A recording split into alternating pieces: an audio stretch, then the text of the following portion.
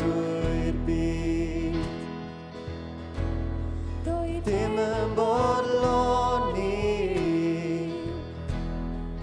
canmoliaeth di trysorau'r byd. Mae'r cwbl mor wag yna cyffyrddais di.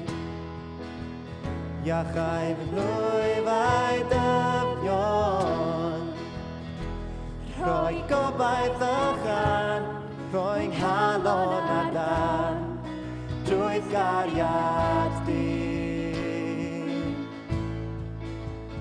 A does dim byd sy'n well nag wyt ti, na does dim byd sy'n well nag wyt ti ar blwydd dim byd.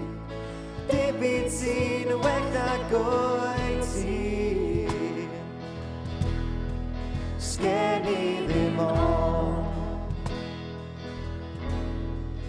dangos fy ngwendid a methiannau i gyd, a weli yn glir, ond ti dal i mi'n ffrind. Achos Duw y mynyddoedd ydy Duw y dyffrynoedd, a does dim un man a ti garedd a gras, ond hadw yn saff. Does dim un o well nag wyt ti, a does dim byd sy'n well nag wyt ti, na does dim byd sy'n well nag wyt ti ar blwydd dim byd. Dim byd sy'n well nag wyt ti, a does dim byd,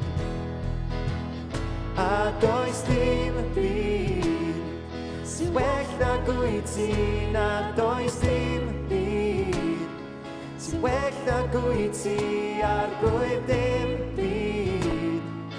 Dim byd sy'n well nag wyt ti.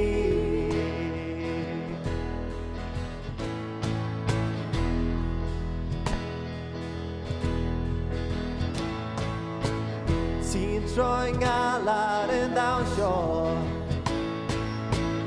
ti'n rhoi mawl yn gellidw, ti'n troi chwilydd yn obaith, dim ond ti sy'n gallu gwneud. Ti'n troi ngalar yn ddawnsio, ti'n rhoi mawl yn gellidw.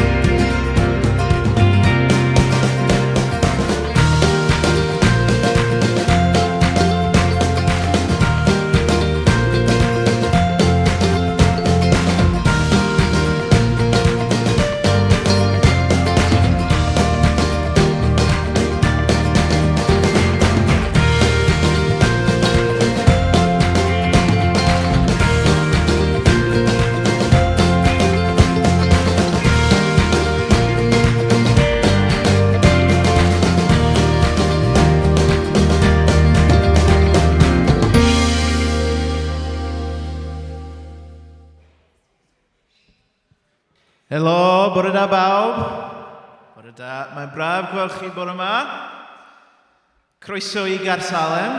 Mae'n sbel ys mi fod yma. Mae pethau wedi newid y tu allan. A ti mewn, chydig bach yn do. Mae'n braf bod yma efo chi. Da ni'n mynd i gychwyn bore yma efo can chydig bach wahanol.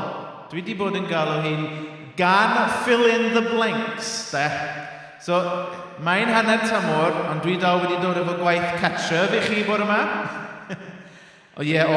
Ond pai poeni, da ni wedi gwneud yn barod, ond fydda i eisiau help y plant, dwi'n meddwl. So mae gen i stack mawr. Wps. Mae gen i stack mawr o... Da ni'n gweld Annwyl fel yma.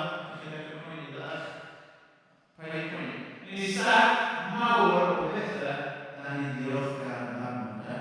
Pethau da chi wedi deud wrth i bore 'ma. Felly, help me plant yw, dwi eisiau chi rannu hyn. Rhwng ydych chi, Alice, David, dwi eisiau chi wneud hefyd, neu pwy bynnag sy'n gefn. Rannu nhw rhwng eich gilydd, de. Okay? A nes ydych chi'n rannu ni i rannu diolch amdano. So, rannu nhw am fydd eich gilydd, de. Nawr ni ofyn i chi ddal i ni fyny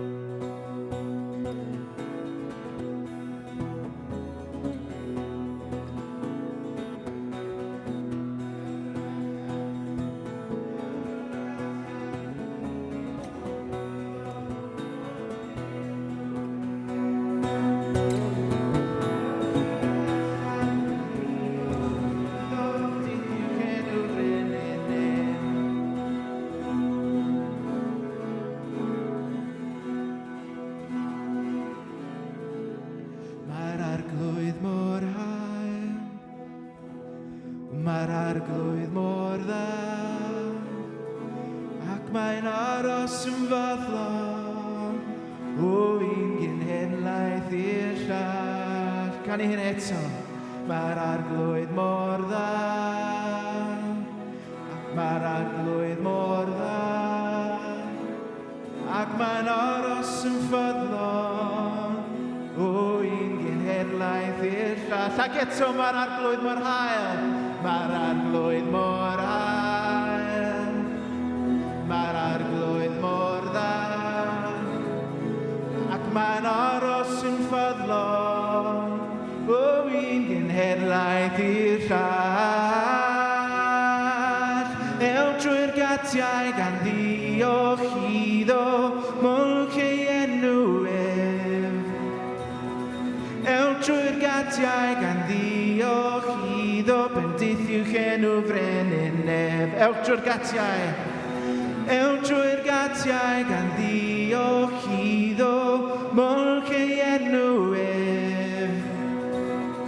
Ew drwy'r gatiau gan ddiolch iddo, bendith i'w enw frenin nef. Bendith i'w enw frenin nef. Bendith i'w enw frenin nef. Amen. Amen. Gewch chi eistedd. Gewch chi eistedd. Wedi ffeindio fy llais o'r diwedd hefyd o. A gan nesaf da ni am ganu, dwi wedi sgwennu, a mae wedi ysbrydoli gan y gyfres mae Carsal wedi bod yn mynd trwyddo, ar Elias, a bywyd Elias, a gweinidogaeth Elias, a dath y geiriau cyntaf i mi, reit yn y cychwyn, pan oedd Elias wedi mynd et rhywun am help, ynddo? Os da chi'n cofio'n iawn, oedd o wedi proffidolaethu na fydd na law yn y wlad. Pan does dim glaw, does dim byd i'w fyta nag oes, achos tydi'r cnydau ddim yn tyfu nac dyn. Felly y cydgan yw man y flawd o hyd, mae'r olew heb ddarfod. Os da chi'n cofio stori Elias, lle oedd na blawd, oedd na flawd, oedd na olew i wneud dortha. Bob bore mae dy drigareddau yn disgyn arnom ni. A efallai bod chi ddim yn poeni o le mae dy fara di'n dod, neu o le mae dy fwyd di'n dod. Ond mae yna pethau yn ein bywydau ni, sy'n yn poeni ni, ac dwi'n cofio pan o'n i'n sgwennu'r gan yma, oedd na rhywbeth oedd yn poeni. Dwi wedi anghofio beth dio. Ond os da chi'n nabod yn stori i, da chi'n gwybod bod Annwyl yn disgwyl dau fabi fydd yn cyrraedd cyn bo hir. So mae'n siŵr oedd hynny rhywle yn ymhen pan o'n i'n sgwennu'r gan yma. A bydd na hen ddigon. Gweitha'r heiriau da ni'n wynebu, bydd na ddigon fydd Duw yn ein canol ni. Felly, da chi wedi cael saib wan ar eich eistedd. Na i ofyn i chi sefyll yn ôl efo fi, ond croeso eistedd os liciwch chi. A na i jyst dysgu'r cydgan i chi. Mae yna lot o eiriau yn y penillion. Croeso canu fel medrwch chi, mae'n gan newydd tydi. Ond dyma'r cydgan.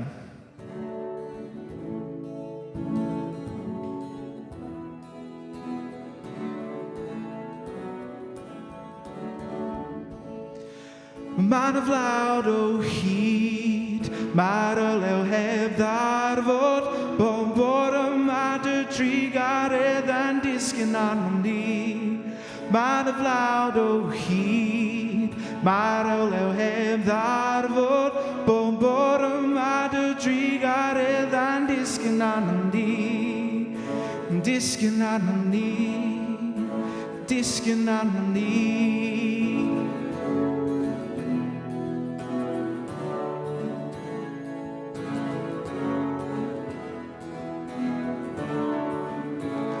Roedd yn ser a pheth, graig weddw a'i mab hi, ond i ti bach twt, doedd dim bwyr ar ôl. Ond dyna Elias, yn galw draw am fara, ac yn cynnig yn ôl, a ddewidion Duw. Wyneb y dyn ma'n gofyn am damaid, dyma'r unig beth, rhwng nhw a'r beth. O man y flawd o hyd, mae'r olew hem ddarfod, bod yma dy drigaredd yn disgyn arnom ni. Man y flawd o hyd, mae'r olew heb ddarfod, bod yma dy drigaredd yn disgyn arnom ni. Disgyn arnom ni, disgyn arnom ni.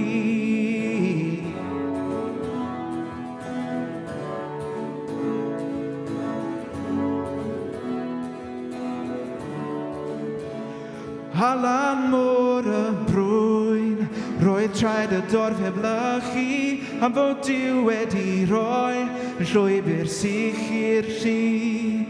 Ond fod air yr aifft yn llenwi eu pocedi, yn yr anial mawr, doedd dim bwyr ar ôl. Wyneb y dyn ma'n afwyl farw, does dim ond rhywbeth rhyngddyn nhw ar beth. Ond ma'n y flawd o hyd, mae'r olew hem darfod, bod yma dy drigaredd yn disgyn arnom ni. Ma'n y flawd o hyd, mae'r olew hem darfod, bod yma dy drigaredd yn disgyn arnom ni. Yeah, disgyn arnom ni. Oh yeah, disgyn arnom ni.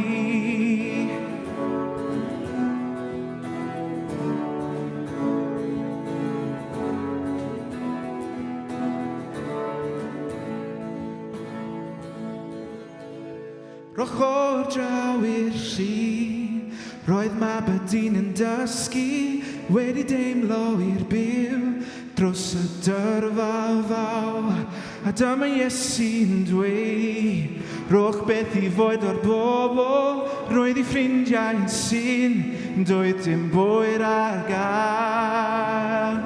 Wyneb y dyn ma'n gofyn am ffortiwn, does dim ond 5 torth, a 2 sgodyn bach. Ond ma'n y flawd o hyd, mae'r olew hem ddarfod, bod yma dy drigaredd yn disgyn arnom ni. Ma'n y flawd o hyd, mae'r olew heb ddarfod, bod yma dy drigaredd yn disgyn arnom ni. Yeah, disgyn arnom ni.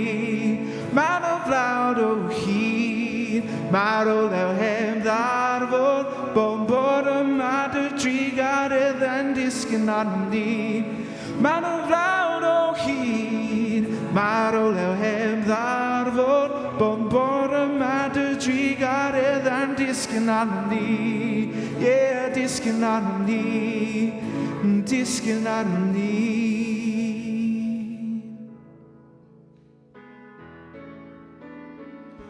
Roi mana dim I mi ond y fwynhau.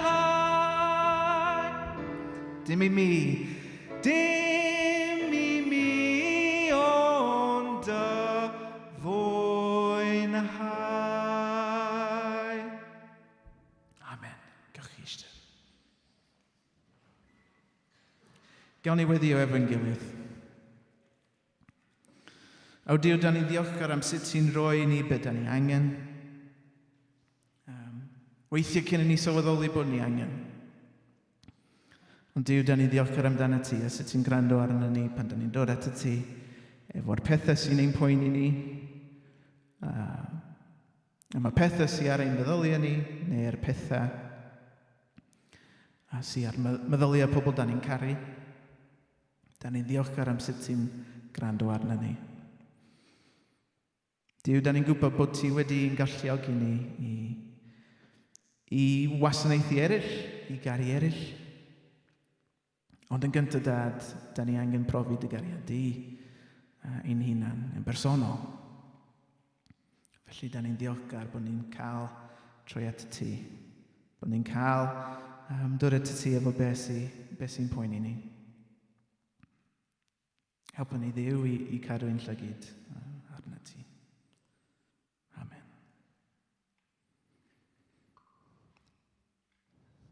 Mae'n ein ganol.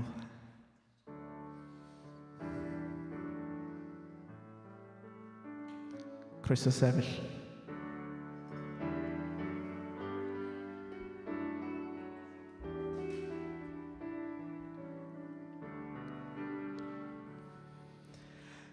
Yma un waredwr,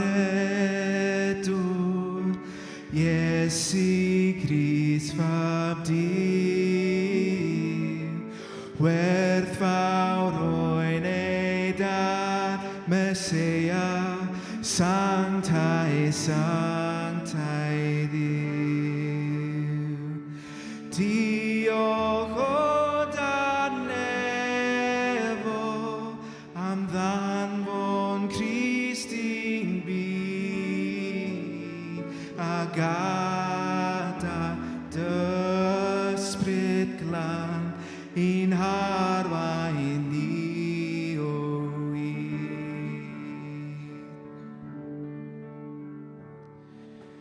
Iesu fy ngwaredwr, enw i'ch arneb, Annwyl fab ein Duw Meseia, na beth yn ein lle.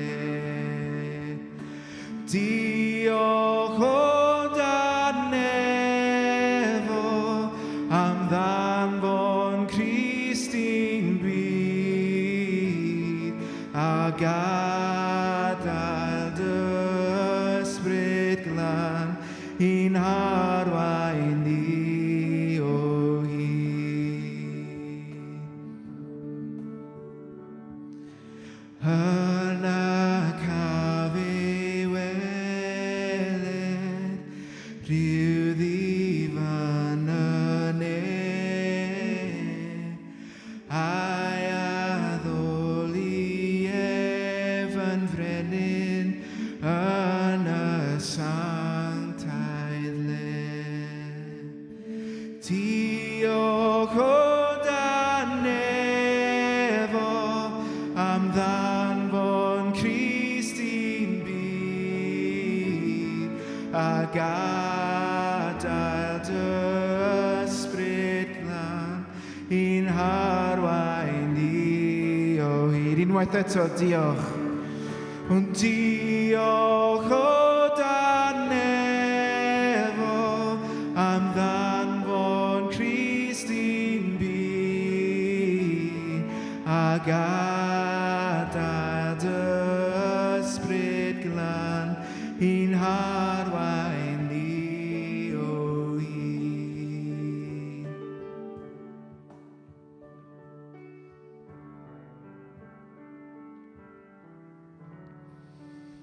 Amen. Gewch chi eistedd.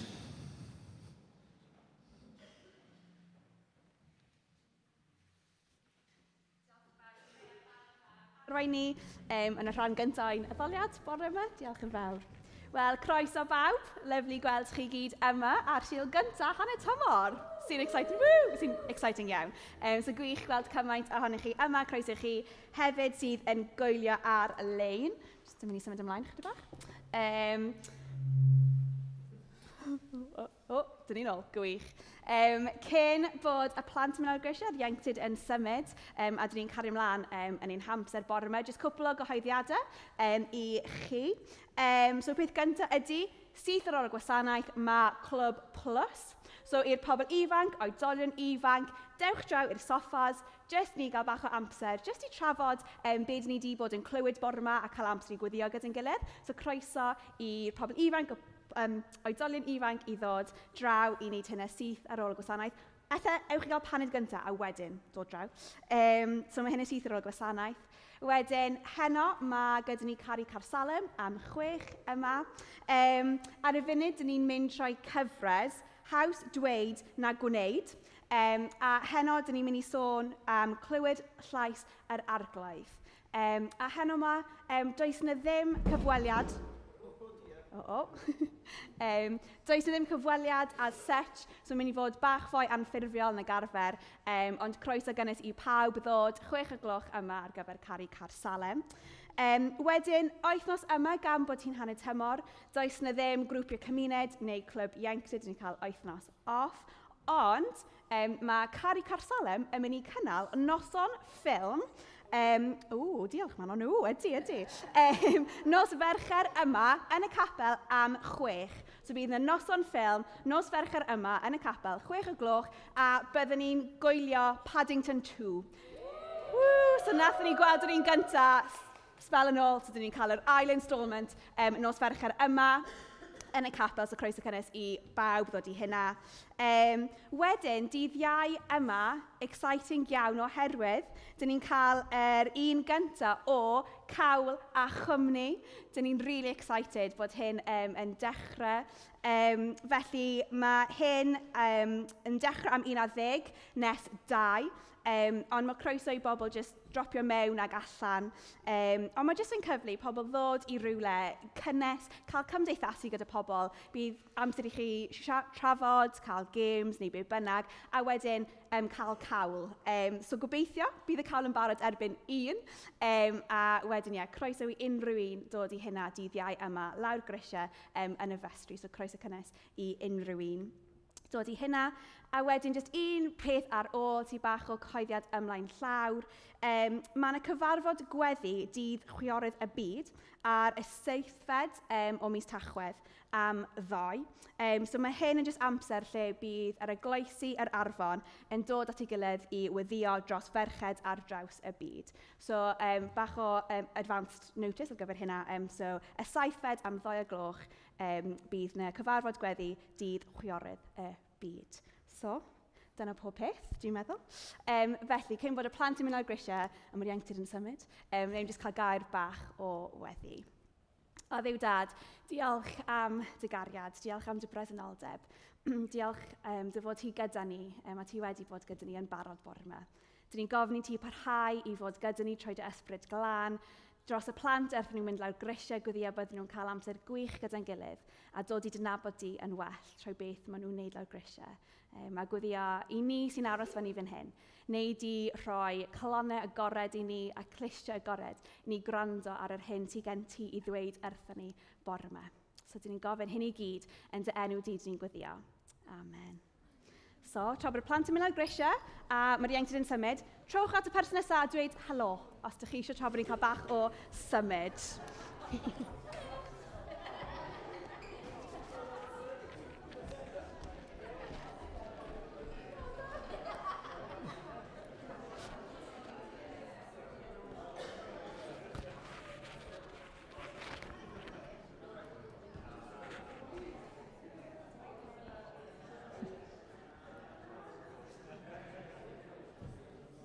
Gwych.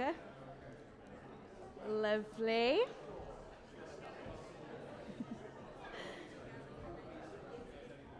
Peidiwch poeni am gorfod stopio eich sgyrsiau chi, ydych chi'n gallu parhau ar ôl tra bod ni'n cael paned, so peidiwch poeni. Ond gwych. Fab. Lovely. Fab. Wel, mae'n lyflu gallu siarad gyda chi gyd bore yma. Fel y rai ohonych chi sydd wedi bod gyda ni dros y cwpl o misoedd diwetha, byddwch chi'n gwybod bod ni wedi bod yn mynd trwy cyfres yn edrych ar y fywyd Elias, y proffwyd, a gweld beth sydd gan yr hanes yna I wneud gyda ni heddiw, pa anogaethau a heriau mae'n cyflwyno I ni gyd heddiw. Ac os ydych chi wedi cyrraedd heddiw yn edrych ymlaen I clywed yr instalment nesaf o'r cyfres, roi'n flin, dwi'n mynd I siomi chi oherwydd dyn ni ddim yn cael yr instalment nesaf. Gan mod hi'n hanner yma, dyn ni'n cael seibiant o wythnos o'r cyfres. So dyn ni jyst yn cael one-off bore yma. Ond weithiau mae'n gallu bod yn dda I camu nôl o rhywbeth dyn ni wedi bod yn canolbwyntio ar. I allu rhoi golwg ffres a newydd I ni pan dyn ni'n mynd yn ôl iddo. So mae hynna yn ymarfer da mewn lot o pethau'n bywyd, ydy. So dyna be dyn ni'n neud bore yma. So, dyn ni'n camu allan o'r Hen Testament, a dyn ni'n mynd yr holl ffordd a cyrraedd yr Testament Newydd, ac yn glanio yn un o lythyrau'r Testament Newydd. So, dyna lle dyn ni'n mynd i fod yn edrych bore yma. Gan i cwestiwn bach i chi.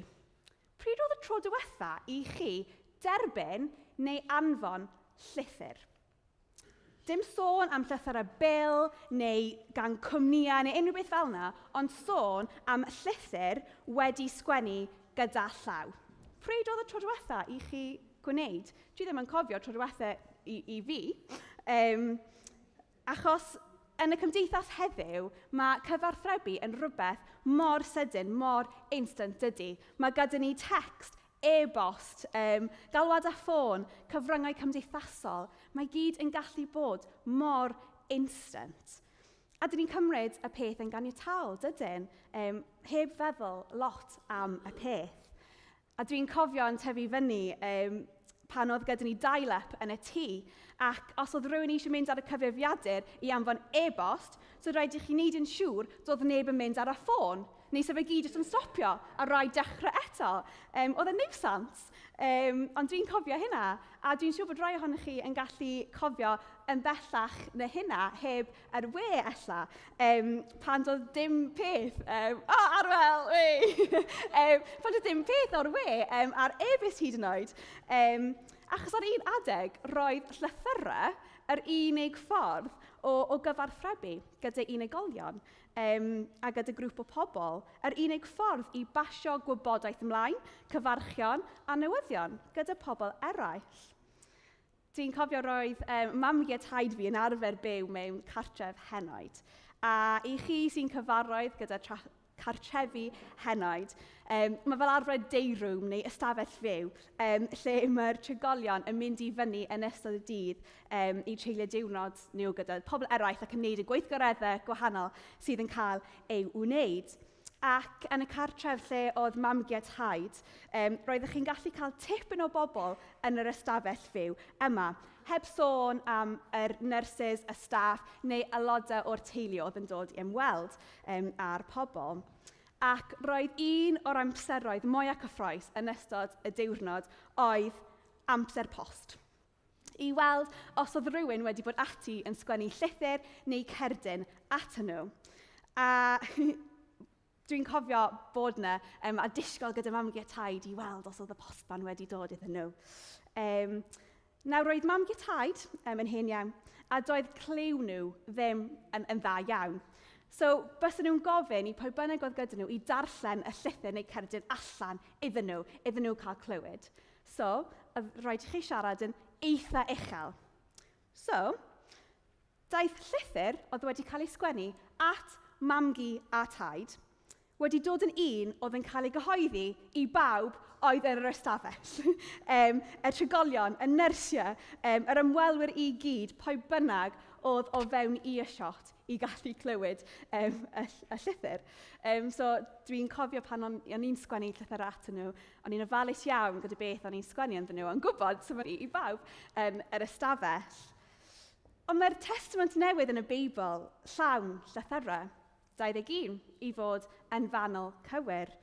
Roedd y llythyrau yma wedi cael ei ysgrifennu ddim jyst at un neu dau person, ond at gymunedau ac eglwysi gwahanol. Roedd dim text i gael neu e-bost i gael yn amser y Testament Newydd.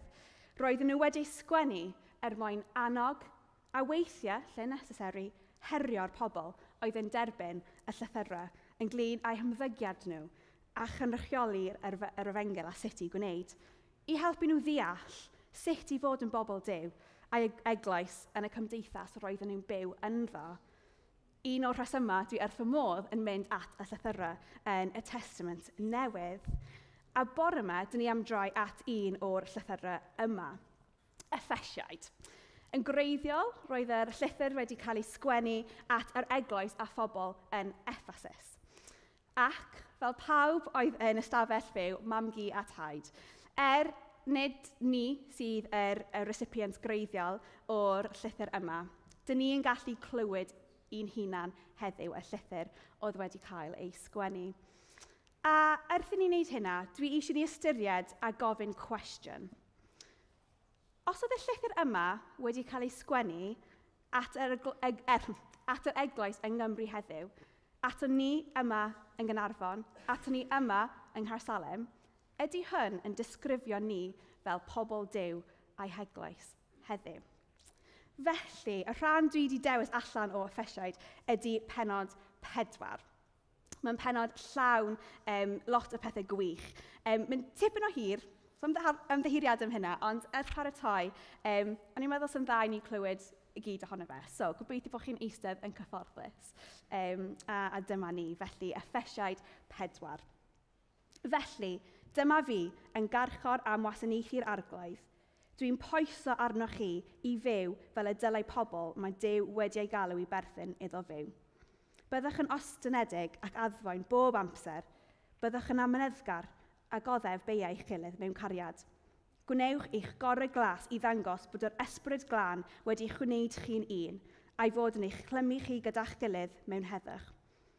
Gan mae'r un ysbryd glân sydd gyda ni, dyn ni yn un corff, a dych chi wedi'ch galw gan Dduw i rhannu'r un gobaith. Does ond un arglwydd, un ffydd, un bedydd, a dim ond un Duw a thad i bawb. Y Duw sy'n tarnasu dros bopeth, ac sy'n gweithio drwy pob un ac yn pob un. Ond mae Meseia wedi rhannu ei rhoddion i bob un ohonyn ni, a fe sydd wedi dewis beth i'w rhoi i bawb.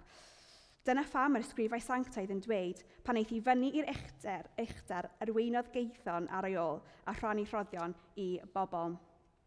A dyma'i rhoddion. Mae wedi penodi rhai i fod yn gynrychiolwyr personol iddo, eraill i fod yn proffwydi, eraill yn rhai sy'n rhannu newyddion da, ac eraill yn fugeiliaid ac athrawon. Mae nhw i alluogi pobl Dduw i gyd i wasanaethu mewn gwahanol ffyrdd, mwyn gweld corff y Meseia, sef yr eglwys, yn tyfu'n gryf. Y nod ydy ein bod ni'n ymddiried y mab Duw gyda'n gilydd ac yn dod i'w nabod yn well.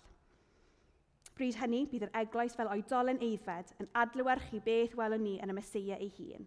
Dim plantos bach fyddwn ni yn cael ein taflu yn ôl ac ymlaen gan y tonnau, yn chwythu yma ac acw gan bob awel sy'n dod heibio.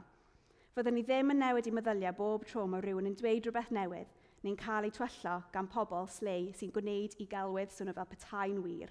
Na, gyhoeddi beth sy'n wir mewn cariad, byddwn ni'n tyfu'n dybychach bob dydd i'r pen, sef y Meseia. Y pen sy'n gwneud i'r corff weithio a thyfu. Mae pob rhan o'r corff wedi ei weu i'w gilydd a gwernau y dal y cwbl gyda'i gilydd. Mae'r eglwys yn tyfu ac yn cryfhau mewn cariad wrth i bob rhan wneud ei gwaith. Felly gyda'r awdurdod mae'r agladd ei hun wedi rhoi mi. Dwi'n dweud wrthoch chi ac yn mynnu hyn, peidia'ch byw fel mae'r paganiaid di-gred yn byw. Dyn nhw'n deall dim. Maen nhw yn y tywyllwch. Maen nhw wedi gwahanu oddi wrth y bywyd sydd gan Dduw i'w cynnig, a mae bod nhw'n gwrthod gwrando. Maen nhw'n ystafnig. Does dim byd yn codi cwilydd arnyn nhw. Dyn nhw'n gwneud dim byd ond byw'n anfoesol a gadael y chwantau mochaidd gael penrhydydd llwyr. Ac maen nhw'n eisiau cael mwy a mwy droi'r adeg. Dim felly dych chi wedi dysgu byw wrth edrych ar y Meseia, ond mae fe ydy'r un dych chi wedi'ch dysgu i'w ddilyn. Yn Iesu mae dod o hyd i'r gwir.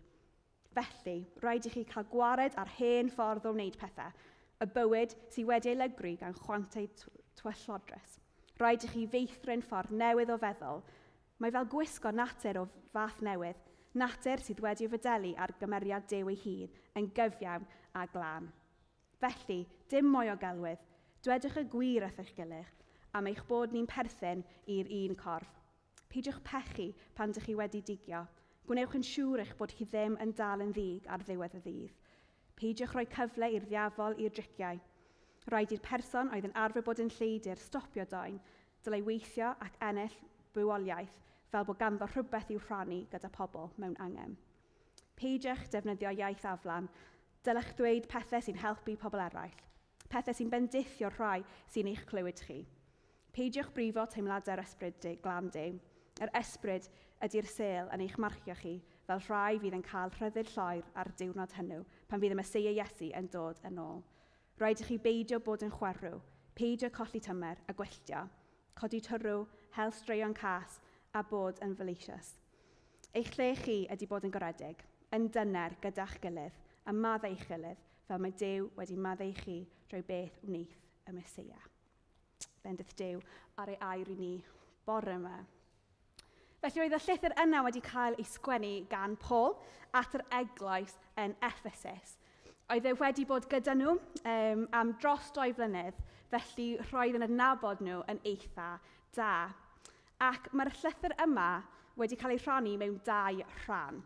Yr rhan gyntaf o'r llythyr yn esbonio ac ei hangi'r stori o'r Efengel a'r newyddion da, iddyn nhw fel pobl Duw, yn dweud dyma ydy'r newyddion da. Ac wedyn mae'r ail hanner yn droi i esbonio sut roedden nhw fod i ymateb iddo fe.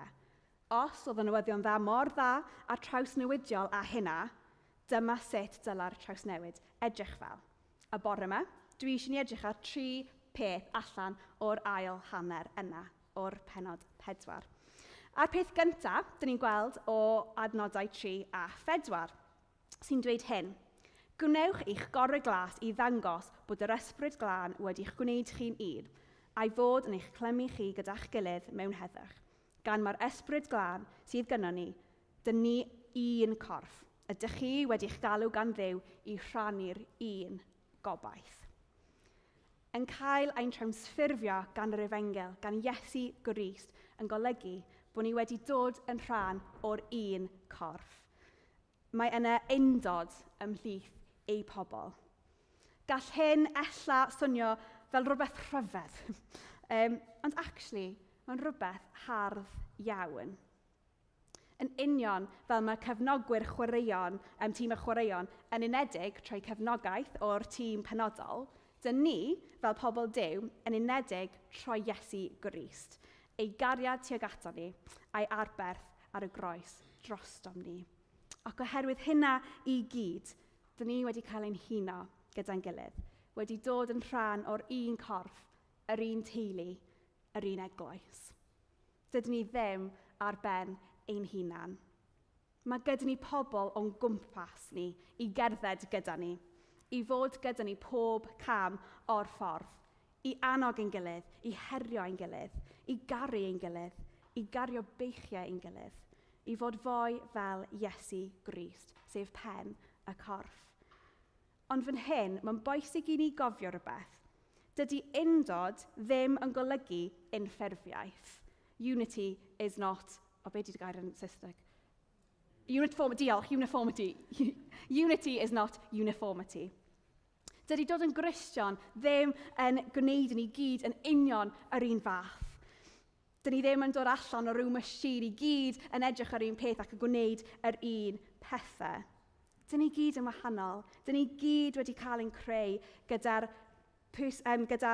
personoliaethau gwahanol, gyda diddordebau gwahanol, wedi'n creu yn berffaith gan Dduw yn y ffordd yna, a clod i Dduw am hynna.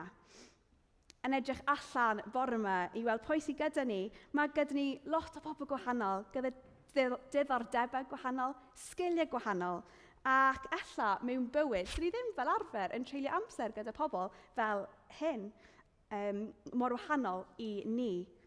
Ond oherwydd Iesu Grist, dyn ni gyd yn gallu bod un fel teulu a un corff, gyda Iesu ar y pen, a dyna ydy'r harddwch ohono fe. A wedyn, dyn ni'n gweld yn bellach troi'r ail peth o'r pennod yma. Oherwydd ein hindod, dyn ni gyda rholau gwahanol i chwarae fel rhan o'r corff. Just fel mae'r corff yn un, mae wedi'i gwneud o rhannau gwahanol, dydy? Sy'n gwneud jobs wahanol, ond gyd yn gwneud yr un corff. Ond mae pob un o'r pethau yna yn cydweithio mwyn i'r corff weithredu. Wel, allech chi'n meddwl, sut? Sut dyn ni'n gwneud hynna fel rhan o corff Duw, fel rhan o'r eglwys? Wel, mae Duw wedi rhannu ei rhoddion gyda ni. A dyma ei rhoddion. Mae wedi penodi rhai i fod yn gynrychiolwyr personol iddo, eraill i fod yn proffwydi, eraill yn rhai sy'n rhannu newyddion da, ac eraill yn fugeiliaid ac athrawon. A pam mae Duw wedi rhoi'r rhoddion yma i ni? Wel, i alluogi pobl Dduw i gyd i wasanaethu mewn gwahanol ffyrdd, mwyn gweld corff y Mesia, sef yr eglwys, yn tyfu yn gryf.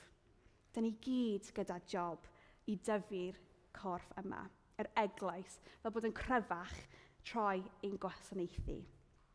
Ac mwyn gwneud hynna, mae Duw wedi rhoi y roddion yma a'i doniau i bobl, pob un ohono ni, i allu gwneud yn dda. Mae'r adnodau yma yn Saesneg yn dweud, so Christ himself gave the apostles, the prophets, the evangelists, the pastors and teachers to equip his people for works of service, so that the body of Christ may be built up. Nawr falle chi yn eistedd yna ac yn clywed y rhestr yna o rhoddion ac yn meddwl, iawn, dwi'n nabod lot o pastors, nabod lot o athrawon, dechrau rhestru nhw yn eich pennau chi, a meddwl, lyflu, dwi ddim yn gallu gwneud hynny ddo, achos gennau swydd yn barod, dwi ddim yn gallu gwneud hynna. Wel, dim sôn am swyddi fan hyn ydy Paul. Os felly, sy'r adnodau yma wedi dechrau, a dyma ei swyddi, ond dydy e ddim. Mae'n dweud, a dyma ei rhoddion, mae'n dechrau. I ni, yn ein cymdeithas a diwylliant capelu, dyn ni'n gallu bod yn eog iawn o feddwl am hyn mor systematig, fel y gweinidog sy'n cael ei dalu ac yn gweithio llawn amser fel gweinidog. Neu'r pobl o fewn yr eglwys sydd yn gweithio gyda phlant a pobl ieuenctid oherwydd dyna ydy eu rhôl swyddogol nhw. Ydy, mae rhai pobl yn cael ei alw i fod yn gweinidogion ac athrawon yn llawn amser, a dyn ni'n diolch i Dduw cymaint am hynna. Ond mae'r rhoddion yma i bawb, pob un ohono ni sydd yn rhan o'i gorff. Dych chi'n gallu bod yn nyrs mewn ysbyty, ond hefyd yn rhannu'r newyddion da gydag eraill. Dych chi'n gallu bod yn adeiladydd sydd hefyd yn bugeiliol. Dych chi'n gallu bod yn person ifanc yn yr ysgol sydd hefyd yn gynrychioli Iesu Grist yn y lle yna. Cofiwch bod y llythyr yma wedi cael ei sgwennu at yr eglwys yn Effesus, i bobl cyffredin fel chi a fi. Yr un rhoddion oedd ar gael iddyn nhw ydy'r un rhoddion sydd ar gael i ni heddiw. Dim ot pwy ydyn ni, pa oed ydyn ni, ac troi'r derbyn a'i ddefnyddio'r rhoddion yma, byddwn ni'n tyfu yn gryfach i'n hunan ac yn ymddiried yn Iesu Grist, yn dod i'w adnabod yn well ac yn dod yn dybychach iddo fe. A mae gan pawb lle yn y corff, lle i dyfu, i flodeuo, i wasanaethu, lle penodol wedi ei rhoi gan Dduw. Pwy fan hyn sy'n hoffi cael dillad newydd?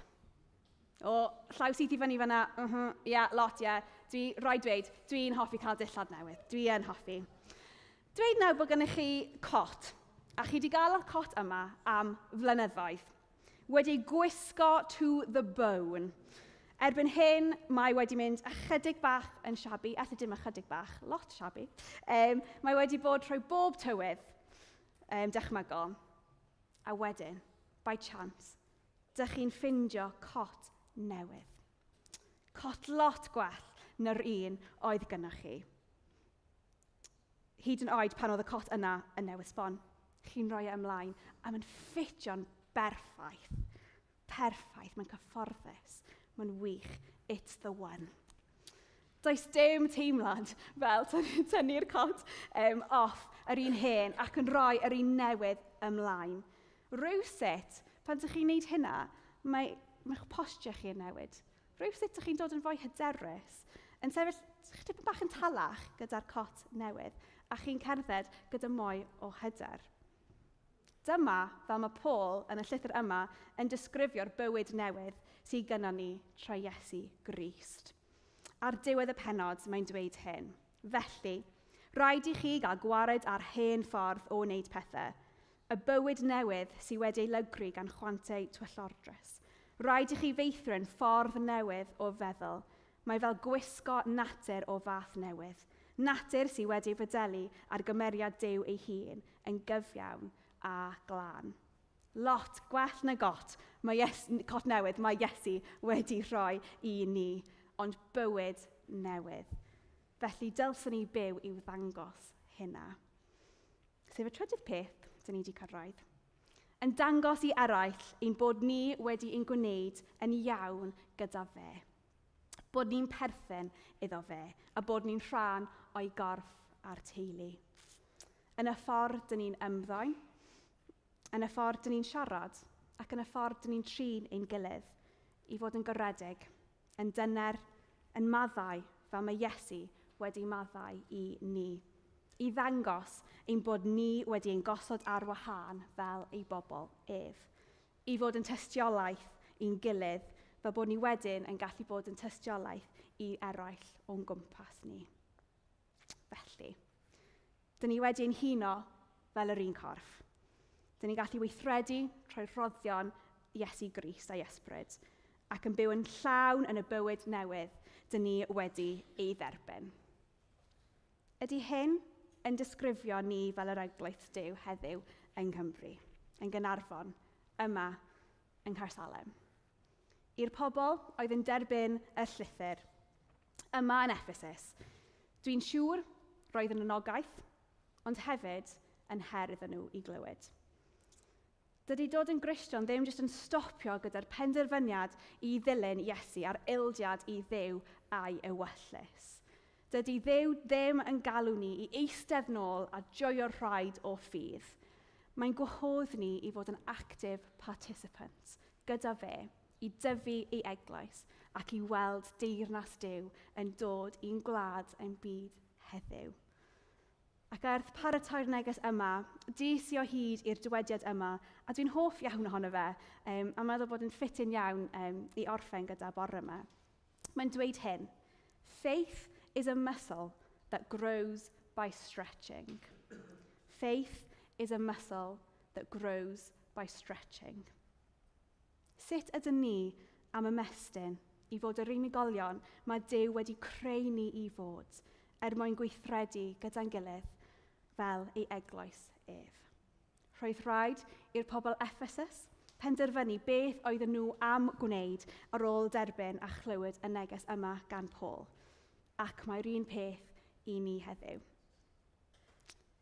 Efallai bore yma, dych chi angen clywed yr anogaeth o wybod bod chi ddim ar ben eich hunan yn eich ffydd, bod chi rhan o un corff, un eglwys, un teulu. Dim ots beth dych chi'n mynd trwy. Amser gwych neu beidio. Dyn ni gyd yma i'n helpu ein gilydd, caru ein gilydd, ac annog ein gilydd yn y ffydd. Efallai bore yma i rai ohonych chi, dydy'r undod dyn ni'n sôn amdano fan hyn ddim eich profiad chi o Gristnogaeth. Wel, gadewch chi Dduw bore yma dangos o'r newydd i fyriad greiddiol o'i eglwys i chi, fel mae fod i chi i brofi. Falle bore yma, dych chi'n teimlo ar goll a ddim yn gwybod pa ran dych chi'n chwarae yn y corff, yn yr eglwys.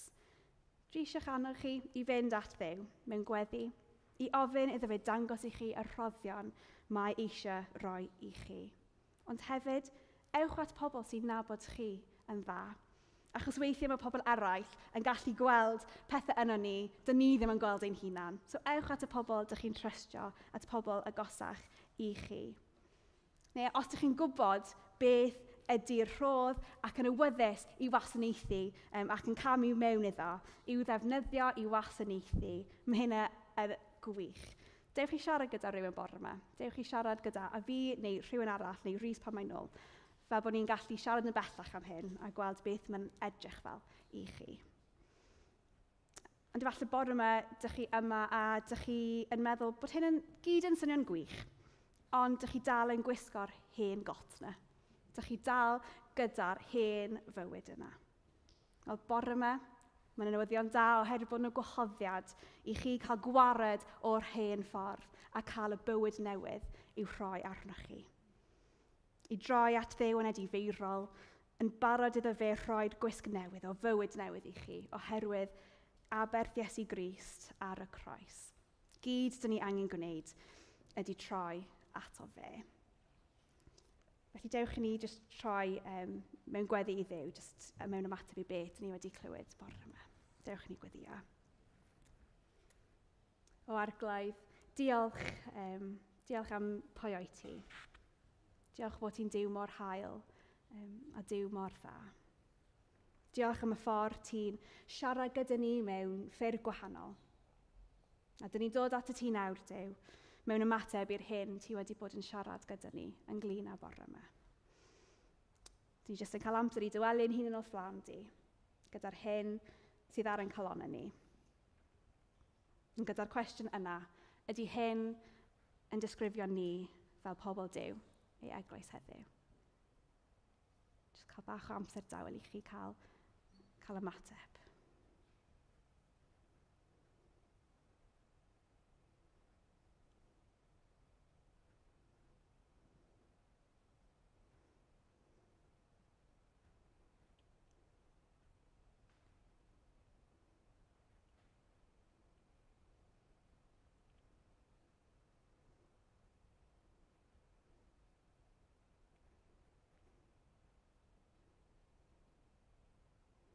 O Dduw, diolch am dy efengil.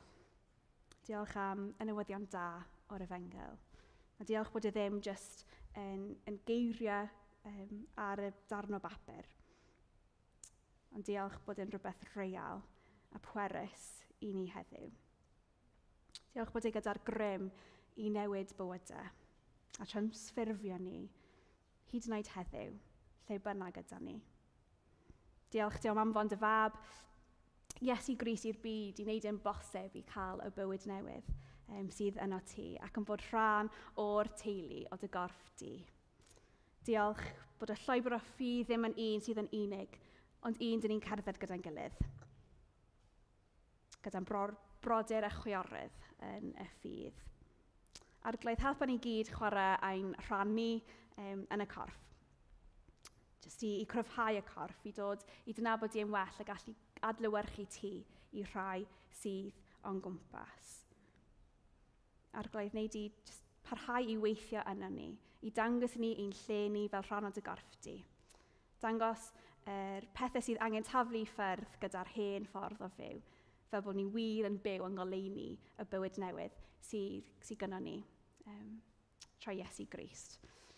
Yn enw ti dyn ni'n gweddio hyn i gyd. Amen.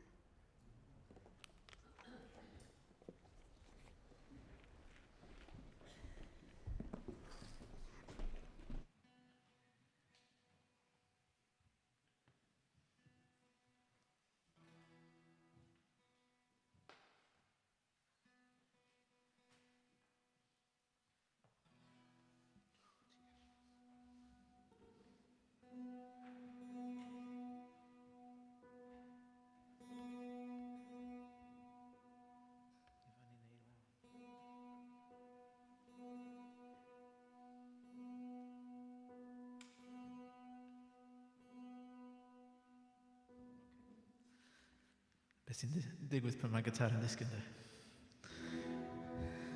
O, diar. Oce, gawn ni sefyll a canu efo'n gilydd. Ni'n mynd i canu am yr ysbryd glân, bod yr ysbryd glân efo rôl allweddol yna ni, o throi roddion Duw i ni de.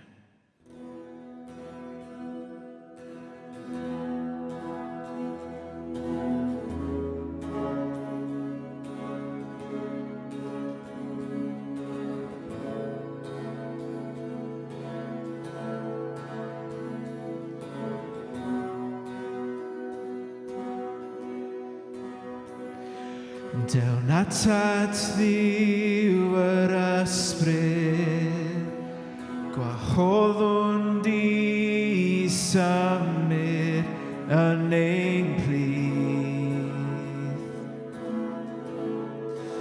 Yn ein plith.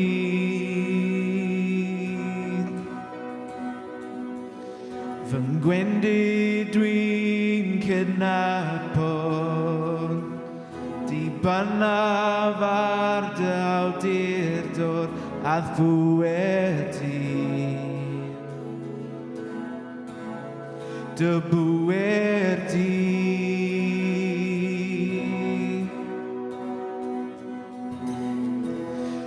Ysbryd glân llenwan ni gyda ddeth Defnyddia ni I ddod ag ogoniant I dy enw di. Defnyddia ni I ddod ag ogoniant I dy enw di.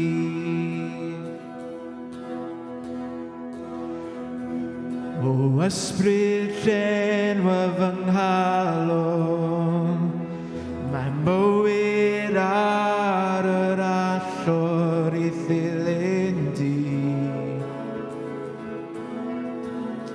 I ddilyn di.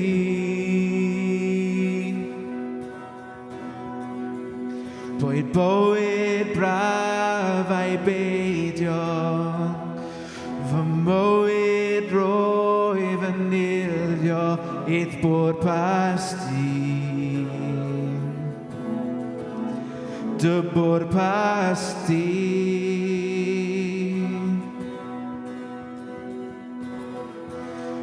Ysbryd glân llenwa ni gyda thnes cliw ein cri.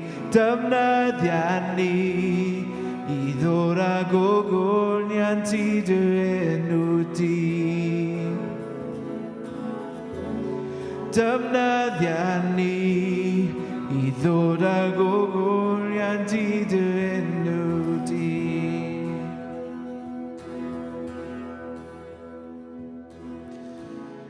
Llenwa ni o ysbryd glân, llenwa ni o ysbryd glân, llenwa ni o ysbryd glân, llenwa ni.